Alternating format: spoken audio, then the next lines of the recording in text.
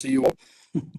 So tonight we'll continue with our study of Bhagavad Gita as it is by His Divine Grace, A.C.Bhaktivedanta Swami Prabhupada. And tonight we will continue from chapter 2, verse 47. So as we discussed previously, in the first chapter of the Bhagavad Gita, Arjuna is desiring not to fight in this battle of Kurukshetra because he is feeling overwhelmed with the prospect of having to possibly kill his family members. So that's something that all of us would find extremely difficult. You know, and imagine if you're sent into battle with your cousins, your own family, and you have to kill them, or they will kill you. Well, it's a very difficult situation, something that none of us will probably ever have to face. But Arjuna was asked to do this. And who is asking him to do this? Krishna, God himself, is asking him to do this. So what does this exemplify or teach us? That ultimately, if we want to progress in spiritual life, we have to learn to surrender. We have to give up our own selfish desires for the satisfaction of Krishna, of God himself. And if you do that, then you progress in bhakti, you progress in devotion, and you become a self-realized personality. So that's basically where we're up to. If you have any questions or comments as we go, please ask. So tonight we'll continue from verse number 47 of the Bhagavad Gita. You have a right to perform your prescribed duty, but you are not entitled to the fruits of action.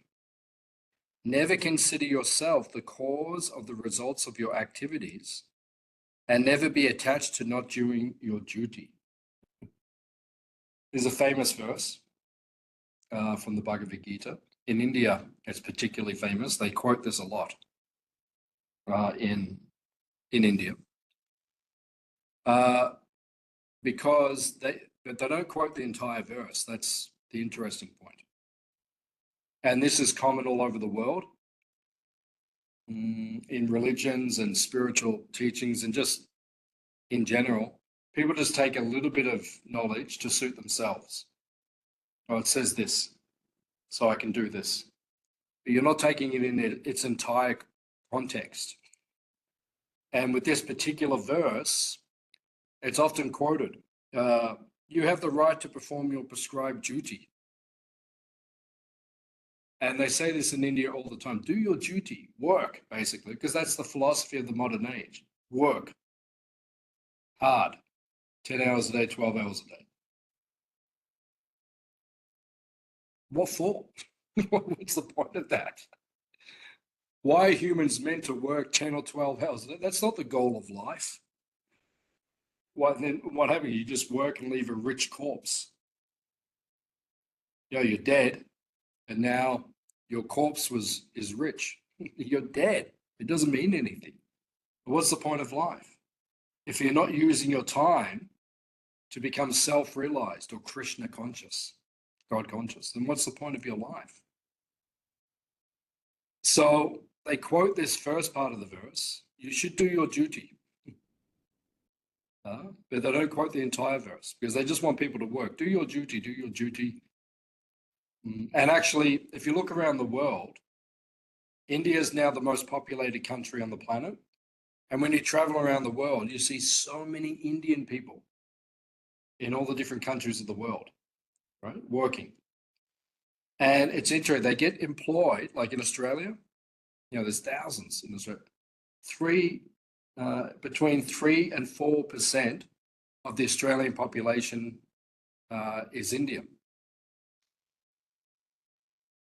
It's a huge amount of people. Why? Because they know they're reliable. That's part of the culture. Do your duty. It's part of the culture. Be dutiful. Sometimes, we hear around the world that people have employment issues. People who are trying to hire people, they find it difficult because people are not reliable.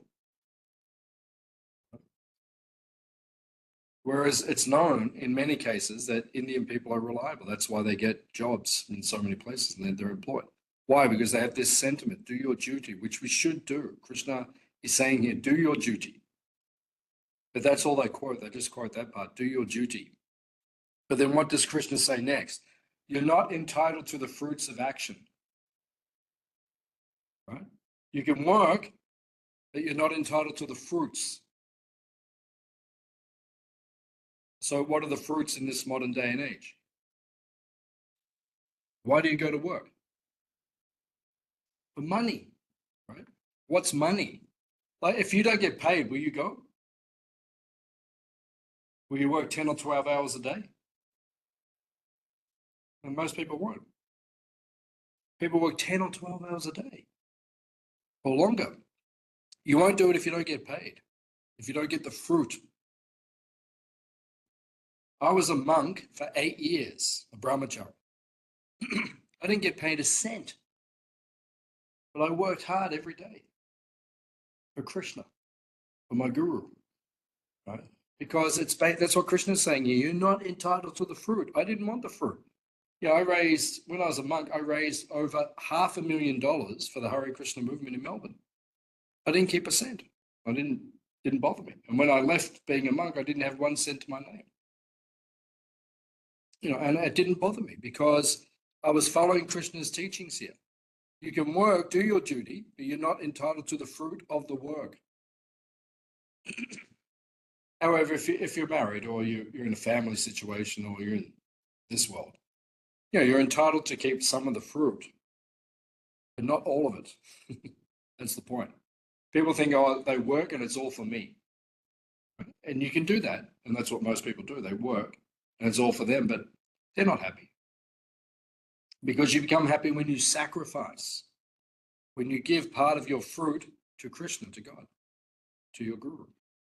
Then you become purified because you learn to become selfless. And that's what bhakti or devotion is about. And then the verse says, never consider yourself the cause of the results of your activities. You're not the cause.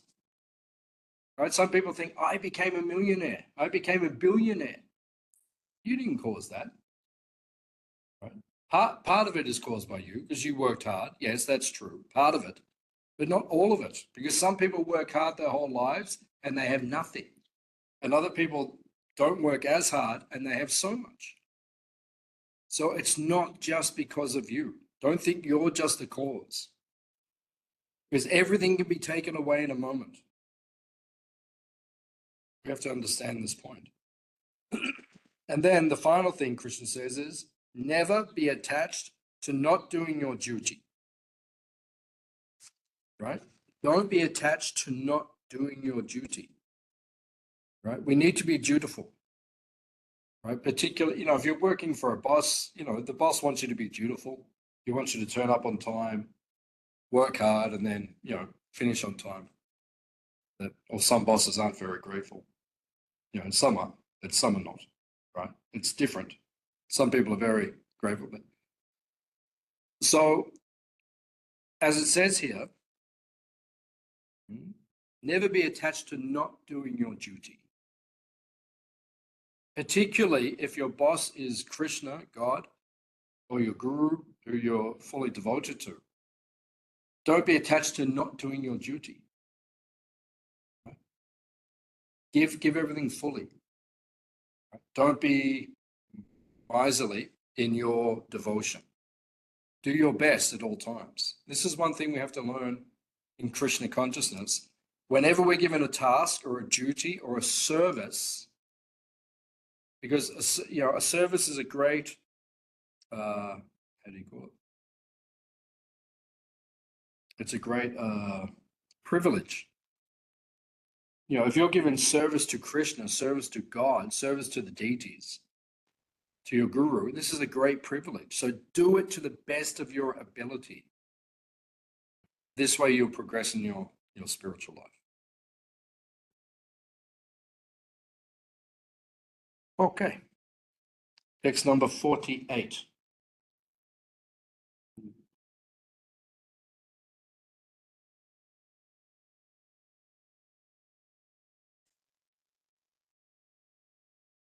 Perform your duty equipoised, O Arjuna, abandoning all attachment to success and failure. Such equanimity is called yoga. So Krishna is speaking here on an advanced platform of spiritual consciousness.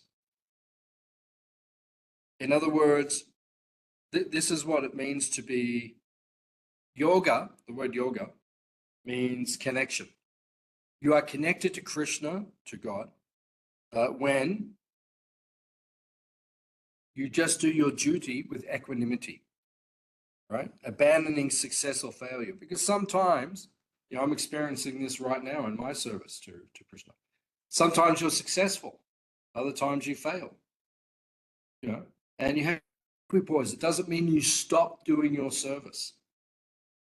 It's just like in any relationship, like in marriage or some committed relationship.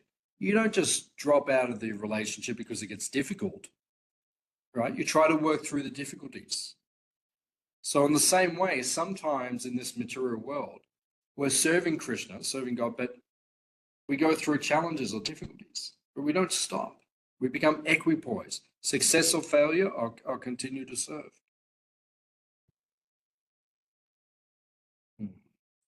So Prabhupada says in the commentary in the purport, one has to become the servant of Krishna, or the servant of Krishna. That is the right way to discharge duty in Krishna consciousness, which alone can help one to act in yoga.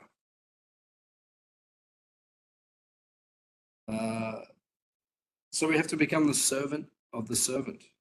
Right? This is our consciousness. You have to abandon attachment, right? Because sometimes things don't always work out the way you want, but you have to be there. And Krishna will test you. God will test you. He will see, are you willing to serve me under all circumstances? Right? Will you just serve me when everything's good? Which is what so many people do. When things are good, I'll serve. I'll be devoted. But when things are challenging, sometimes they reject or they abandon their faith. Right? So this is the test. A real devotee of Krishna, he will not abandon his faith. That's the point. O Dhananjaya, keep all abominable activities far distant by devotional service, and in that consciousness surrender unto the Lord. Those who want to enjoy the fruits of their work are misers. Very nice verse. So I quote this sometimes when I'm giving lectures. And it's another famous verse, and it's a very nice verse. Keep all abominable activities far distant by devotional service. Why do we perform abominable activities? Abominable activities refers to sense gratification or activities which are just selfishly for our own pleasure, which is basically what the whole world does. Right? Everyone just wants to please themselves. Basically, that's the psychology of the modern world. So how do you keep that mentality away? How do you stop yourself from doing those kind of activities? Right? You keep those things far distant by devotional service, by dedicating your activities, your thoughts, your words, your deeds to the service of Krishna, to the service of God. And when you do that, you don't have time for the other activities, right? And you're not attached to the other activities. I remember years ago, my guru went to like an educate someplace, like some sort of school, university or something. And he was explaining to the students as devotees of Krishna, the people in the Hare Krishna movement, 4 things that we choose to abstain from. Meat eating, we don't eat meat. Illicit sex, don't have sex outside of marriage. Intoxication, don't take any intoxicating things. And gambling. They're 4 things we don't do. Right? It's to become a Hare Krishna, they're the 4 things. So then one of the students said to my guru, what do you do for fun? Because that's the whole world, right? Eat meat, take intoxication, have sex, and gamble. That's basically material life, right? And we don't do that. Why? And then he says, and for us, it's not even attractive. We're not even attracted to those activities. Why? Because we've got so much service to do to Krishna. So we're happy and we're satisfied. So we don't need those things. So Krishna says here, keep all those things far distant by devotional service.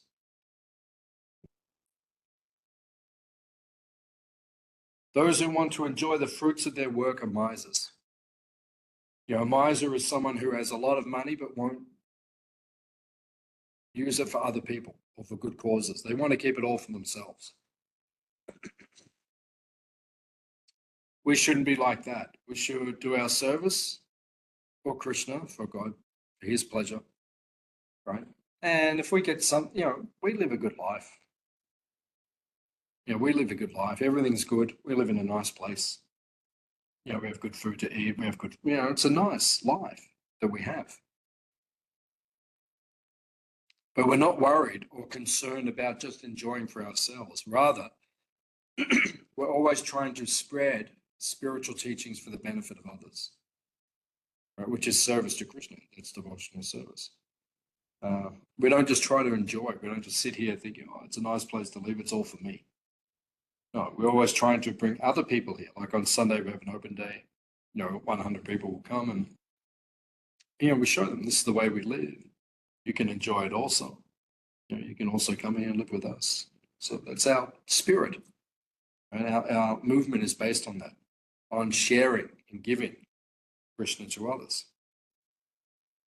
So Prabhupada says in the purport, one who has actually come to understand one's constitutional position as an eternal servitor of Krishna gives up all engagements save working in Krishna consciousness, which is what Krishna said in the previous verse.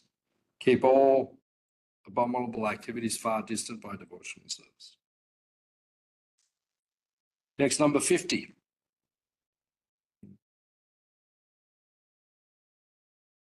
A person engaged in devotional service rids himself of both good and bad actions even in this life. Therefore, strive for yoga, which is the art of all work. So this will be elaborated in the next couple of chapters. The next chapter after this is called Karma Yoga, because Krishna is speaking about karma here. Good and bad actions, that's karma. You do good things, you get good things back. You do bad things will come back to you. We know that because there's a universal law. Otherwise, you cannot explain in this world why some people are born in a very affluent, very comfortable situation, and some people are born in misery. Why is that? That is karma. That's from your previous life. So in this life, right, we're developing more karma.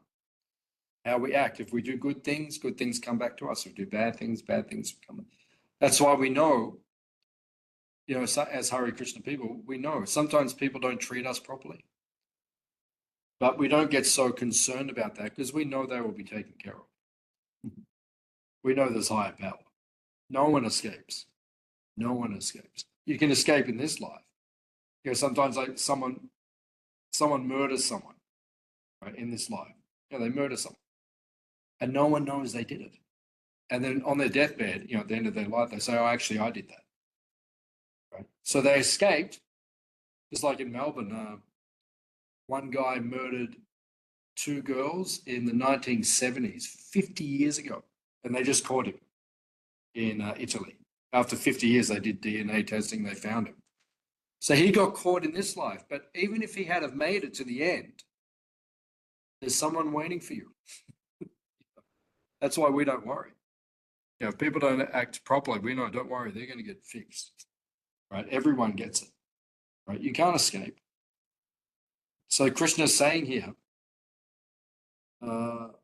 rid yourself of good, don't do karma. Don't just do good things or just do bad things. Do spiritual things. Do devotional activities. Do service to Krishna. Because that frees you from all the reactions of what takes place in this life. And as Krishna says, that is the art of work, right? You have to work anyway to do things for Krishna. You're going to work hard anyway in this world.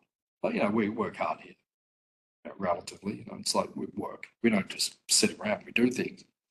But it's all dedicated to Krishna. Right? It's all for a higher purpose, not just for us. So we can just, you know, oh, let's make a nice garden so we can enjoy it. No, we make a nice garden so other people can come and they can learn about something higher. That's the point.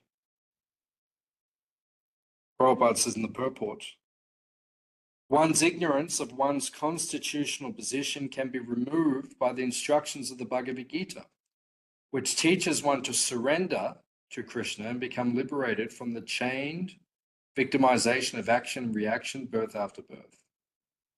So we don't want to take birth again. Sometimes people say to us, you know, they come here and they say, do you believe in reincarnation? And we say, yes, because it's not a belief, it's a fact. We don't believe it happens right? We all reincarnate, right? Most people understand that now. You know, most people understand that's a fact. So, but that's not our goal. Sometimes people say, what do you want to be in your next life? Oh, I want to be an eagle. You see the eagles flying around? You see them? Yeah. There's eagles here. You see them flying. Oh, so it's not peaceful. It's not peaceful being an eagle. You see them when they're flying around, the other birds attack them because they know that they'll attack their young. So it's not peaceful. It's like a war going on in the air. It's not a peaceful existence. So we don't want to take birth again. We want to finish in this life through our bhakti, through our devotion to Krishna, become purified of material desires so that we can transcend and go and live in the kingdom of God, live with Krishna in the spiritual world. And that's where we want to go. We don't want to stay in this world. Out of 1 to 10, how much would you give this world, life in this world, in terms of pleasure? 6. A 6, okay. And? Yeah, because you're, yeah, we'll speak to you about that. One of our guests here, our volunteers, one gave it a 6, and she said that was generous. That's good. That's called healthy pessimism. That's good, because that's reality. Yeah, it is about a 6, and that's a good number. So that's, and the other one gave it a 10. But we'll speak to her in the next couple of days about her answer. It's good. It's good to be optimistic. It's very good, but not foolish. Optimistic is good, but not foolish. Right. So we should break this cycle, because if we remain attached to this world, we have to take birth again in this world. And you don't want to take birth again in this world because the society is going down, it's not going up. Right? But you look at the planet as a whole. I mean, you know, some of us are going up. That's true, but not as a whole. So you don't want to be born again because you don't know what it's going to be like next time around. It's difficult enough this time, and we don't even know what's going to happen in the next few years. Even today, some of the talk that was going on from leaders, you know, we don't know what's going to happen. You know, so the point is, Krishna is saying, don't stay here, come and live with me. Come and live in the place where everything's free. There's no birth, there's no death, there's no old age, there's no disease, everyone's happy. Or you stay here, on Hamilton Island. Take your pick. One of our volunteers just spent 6 months on Hamilton Island working there. It's not, it might be okay to visit for a few days, but to work there for 6 months, that's not pleasant. That's a different class. We'll give the Hamilton Island class another time. But it's a fact. It doesn't matter where you go in this world. Even you can be in paradise, but suffering is there. That's the nature of this world. Okay, text number 51. By thus engaging in devotional service to the Lord, great sages or devotees free themselves from the results of work in the material world. In this way, they become free from the cycle of birth and death and attain the state beyond all miseries by going back to Godhead. Prabhupada says in the purport, for one who has accepted the boat of the lotus feet of the Lord, who is the shelter of the cosmic manifestation and is famous as Mukunda, the ocean of the material world is like the water contained in a calf's hoof print. Consequently, he becomes qualified to enter Vaikuntha, the spiritual world, where there is neither material, miserable life, nor the influence of time or death. So if you serve Krishna, which is what we're trying to do,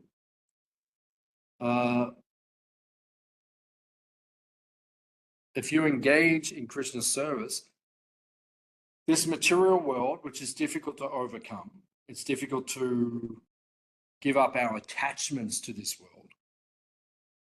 But if you engage in Krishna's service, it becomes easy, you become detached from this world, and escaping this world, the ocean of birth and death, the whole ocean just turns into the water in a calf's hoof print. Like our calves up there, like Baliman or Jalan Yatra, or you've met them, Jalan Yatra, or any of the calves up there. Yeah, their hoof print is that big. Their little print, it's very small in the mud. So the water in that's easy to cross. Right? So this world, which is like an ocean, when you serve Krishna, the water just shrinks down. It's just easy to get out of here. Otherwise, it's hard to get. Everyone's trapped in this world. Going through birth and death, reincarnation again and again and again. But you can break all that. You can go back to the spiritual.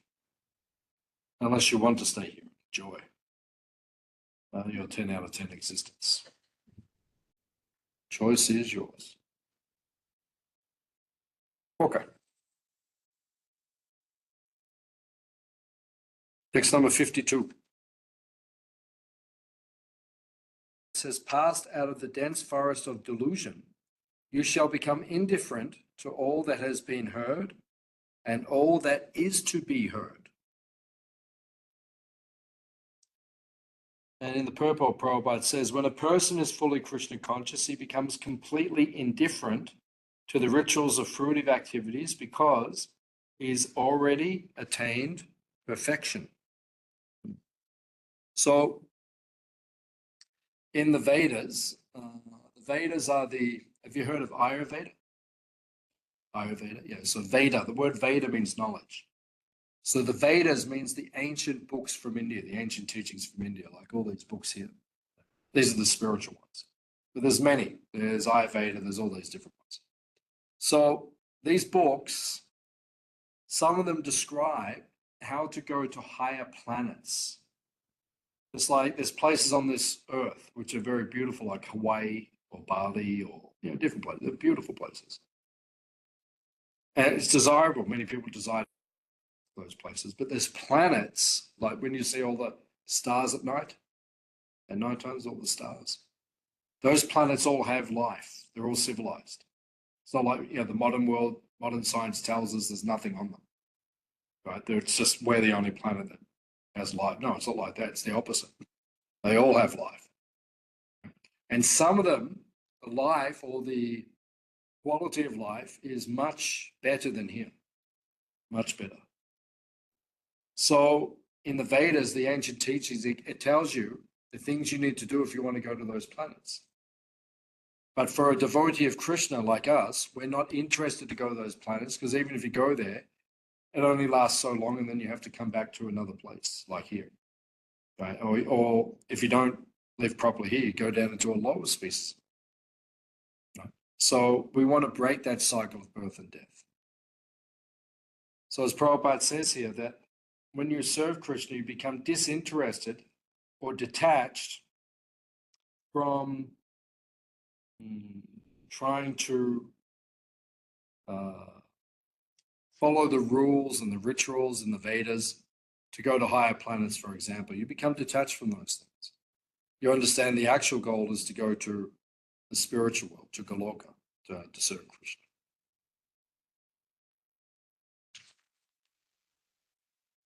Text number 53. When your mind is no longer disturbed by the flowery language of the Vedas, and when it remains fixed in the trance of self-realization, then you will have attained the divine consciousness. So Prabhupada says in the purport, in the commentary, in Krishna consciousness, one comes directly in communion with Krishna, and thus all directions from Krishna may be understood in that transcendental state.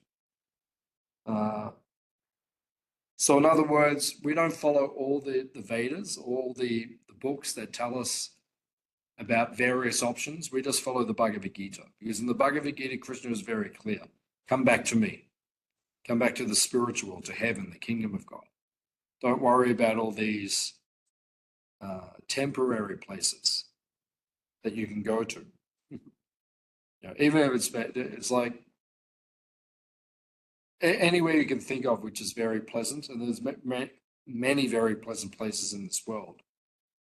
Don't let your mind become attached to those places. Just like sometimes I go to Bali or somewhere like that. But I always think when I'm traveling there, I don't get, people always say, oh, are you excited? Are you excited? I say, no. Because if you get too caught up, it might be the opposite. You might get to Bali, jump off a waterfall and injure your shoulder, which happened to one of my friends. They went to Bali, but then shoulder was injured, or you see people go somewhere, they get sick. Well, all sorts of things. So don't get too attached to these things. Right? We have to be detached from the pleasures in this world. If the pleasures come, that's nice. But if they don't come, that's okay as well. Right? Otherwise, you'll be disturbed in your mind all the time. I heard one story. I don't know if it's true, but I heard it was true. One family from Brazil, they saved up for many years to go on their dream holiday to Hawaii. They got to Hawaii, and when they got there, it rained nonstop for 2 weeks. And they were so depressed, they jumped off the balcony of their hotel. That's all I heard. The whole family jumped off. What's the point? We worked our whole life just to go here, and then we got here and we can't enjoy. So then what's the point? So what Krishna was saying, don't be attached in this world. Okay, so now, text 54. So now Arjuna asks a question, because the Bhagavad Gita is question and answers between Arjuna and Krishna. So Arjuna asks a very interesting question, or actually several questions. Quite often when I'm lecturing or speaking to new people, quite often I'll speak from this section onwards, this small section of the Bhagavad Gita, because it's very relevant, particularly to new people who are coming, because it's something we can all relate to. So Arjuna asks some very nice questions, and Krishna gives some very nice answers at this point. And these answers will continue for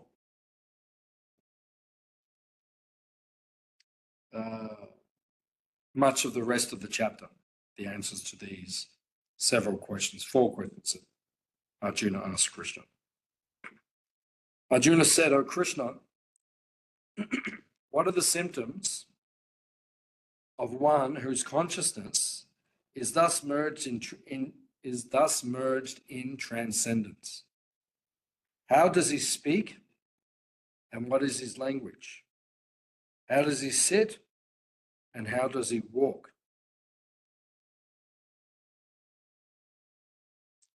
So, Prabhupada says in the purport, the immediate symptoms of a person in Krishna consciousness is that he speaks only for the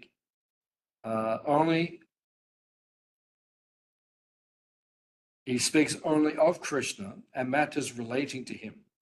Other symptoms then automatically follow. So this is interesting. 4 questions that Arjuna asks. How do we know someone who's transcendental, who is self-realized or liberated from this world? How do you know? Prabhupada, who is the founder of the Hare Krishna movement, that's his picture over there, like on the seat of honor. You might have seen pictures of it. It's probably in your ashram. All the Hare Krishna books, he's on the back. He's our guru. You know, he left the world in 1977, but he's the one who gave this to us and started the whole thing. So people used to ask him, are you self-realized? Have you seen God? Have you seen Krishna? And Prabhupada, he would say, if I say yes, how would you know?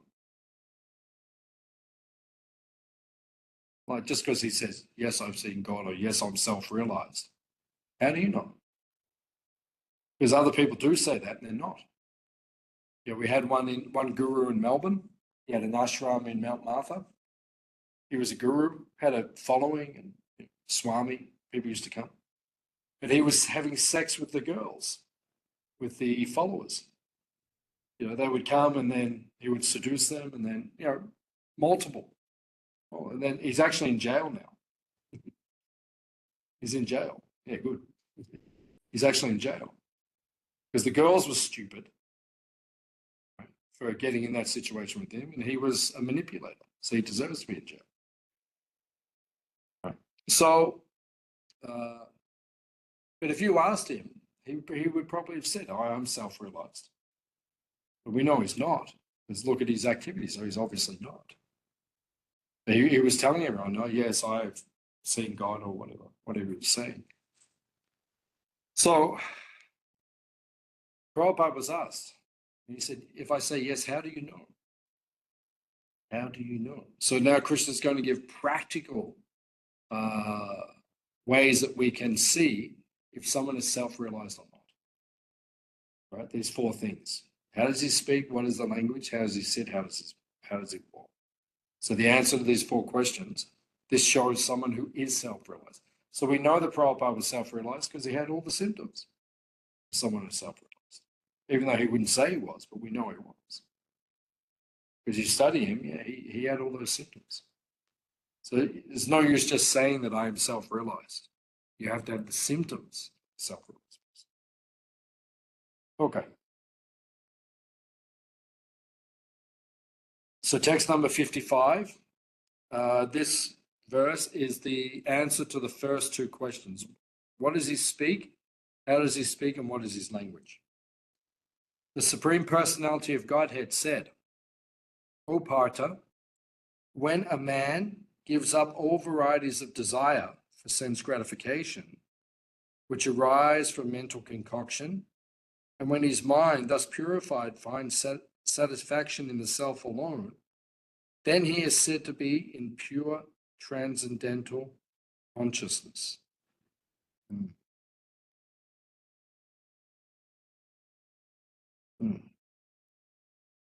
So Prabhupada says, the highly developed soul has no desires resulting from petty materialism. Rather, he remains always happy in his natural position of eternally serving Krishna.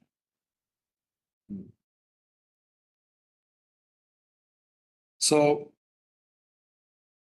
the first way that we understand if someone is self-realized, they have to be sthita pragya, which is the Sanskrit that Krishna uses in this verse. Actually, in the previous verse, sthita pragya. Sthita pragya means, sthita means like fixed, stira, fixed, sthita, like stay. You know, we have the word stay in English. Like stay means fixed, right? Sthita or stira means like fixed in self. You don't fluctuate. You know, 1 minute you're self-realized, next minute you're not. You know, you're acting spiritually and then you're not. That's not really self-realized. Right? So someone who is actually self-realized, they're sthita pragya, they're fixed. And what is the symptom? The first symptom, as Prabhupada says, is how the person speaks. As Prabhupada points out in verse 54 in the purport, most important is how a person in Krishna consciousness speaks. The speech is the most important quality of any person. How do we know if you're self-realized? Because of what you speak.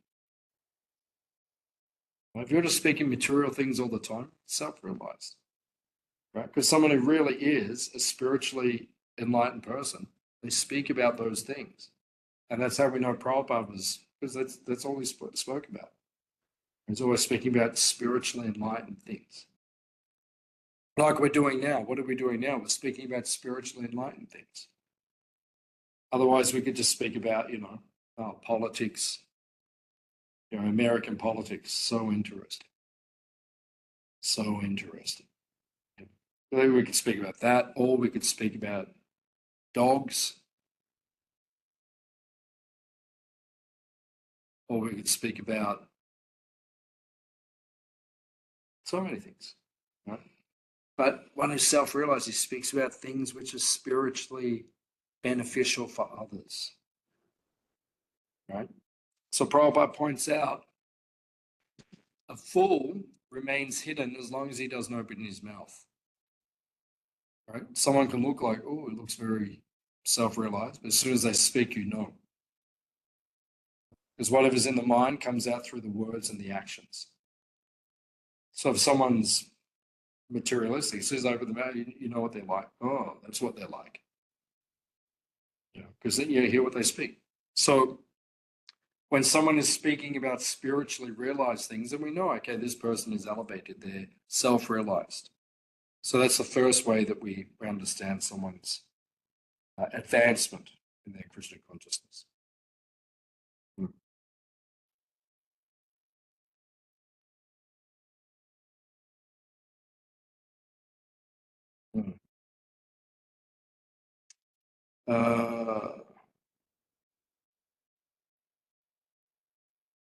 Okay. Text number 56 and 57. One who is not disturbed in mind, even amidst the threefold miseries, or elated when there is happiness, and who is free from attachment, fear, and anger, is called a sage of steady mind.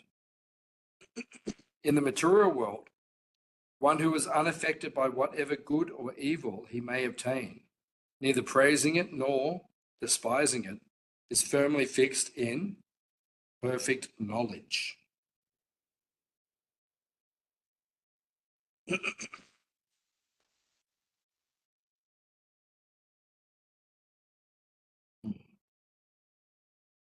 Prabhupada says in the purport that 56, a fully Krishna conscious person is not at all disturbed by the onslaughts of the threefold miseries.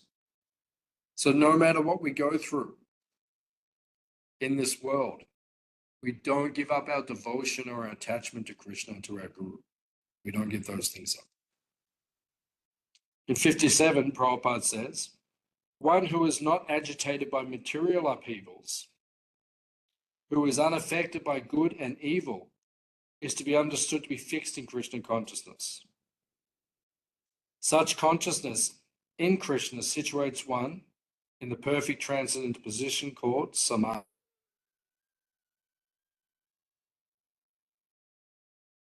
So Samadhi is our goal.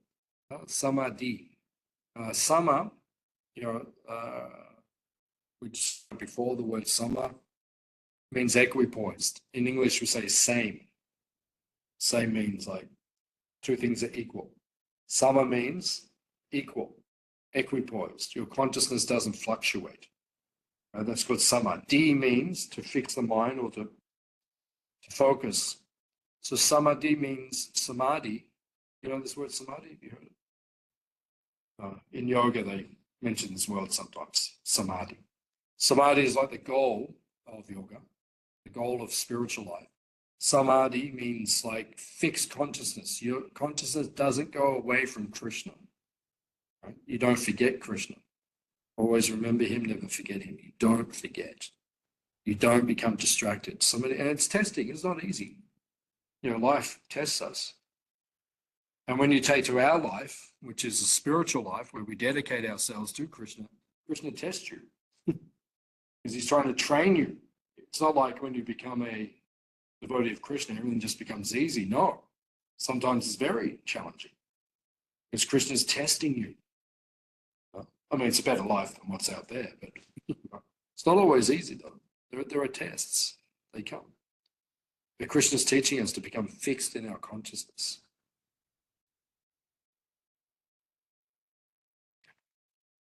Text number 48.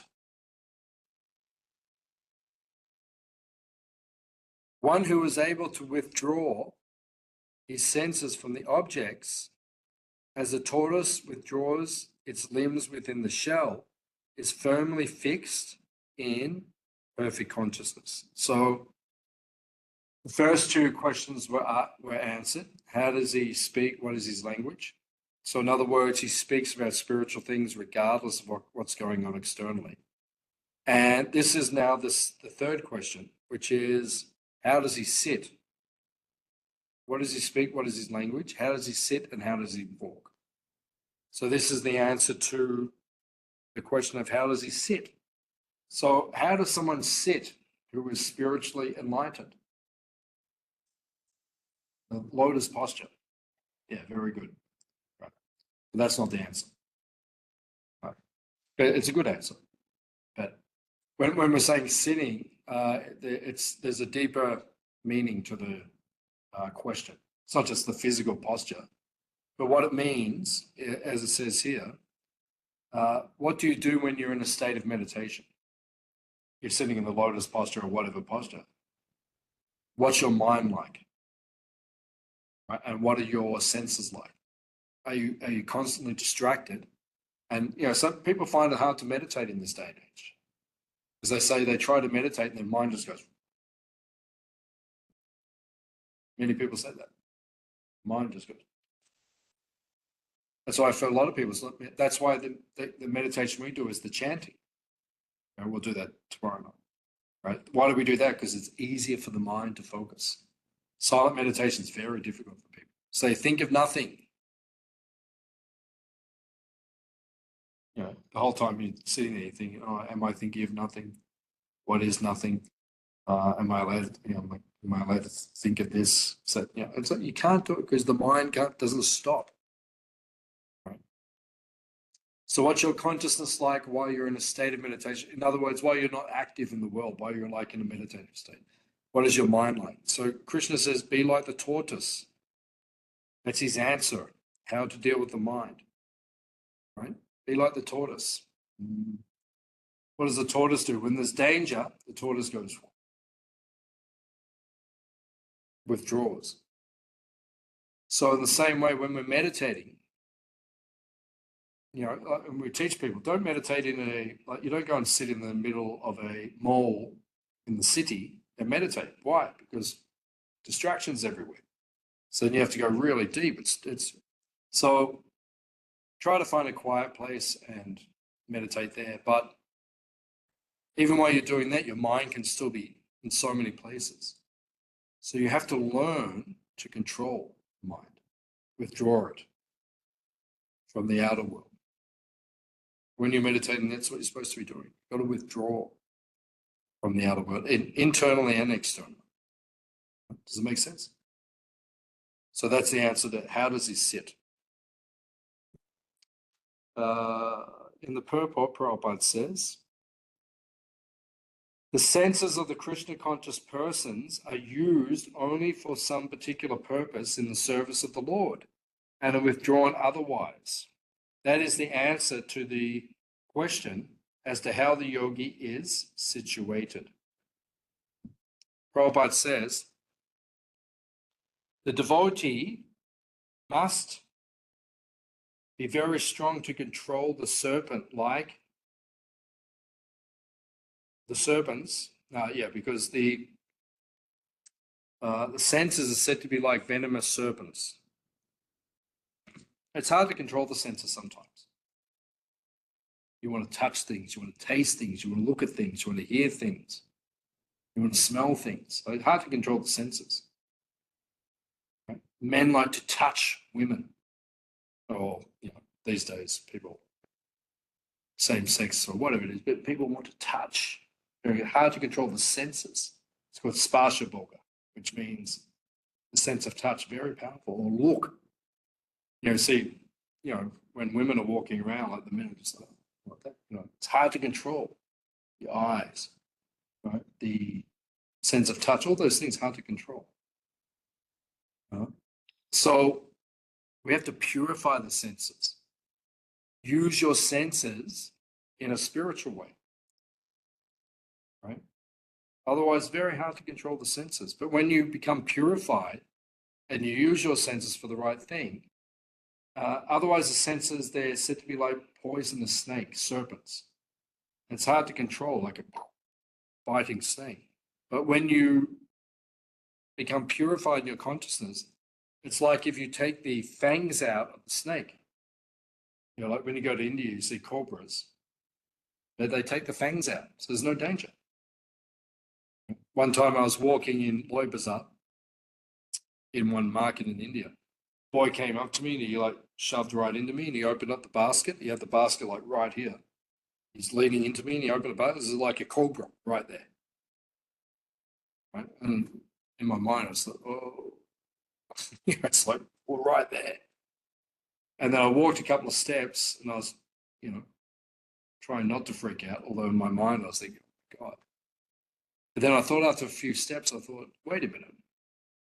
That snake doesn't have any fangs. So then the fear, it dissipates. So in the same way, when you learn to use your senses in Krishna's service, when you purify and control your senses, then your senses do not give you trouble. Right? And then it's easy to control your senses. Right? And they don't become problematic. Right? They don't become a source of misery. In other words, your senses are fine, they're controlled, they're purified. So I'll stop there for tonight. Does anyone have any questions about anything that we discussed? Subject. So next week, we will finish chapter 2. So that is your homework for next week. I hope you're keeping up with the reading. Next week, we will finish the chapter 2. Thank you all for coming. Srila Prabhupada Ki Jai. Hare Krishna. Good to see you all. Thank you, Prabhu. Good to see you. Thank you. We'll see you soon. See you soon. Thank you for your help.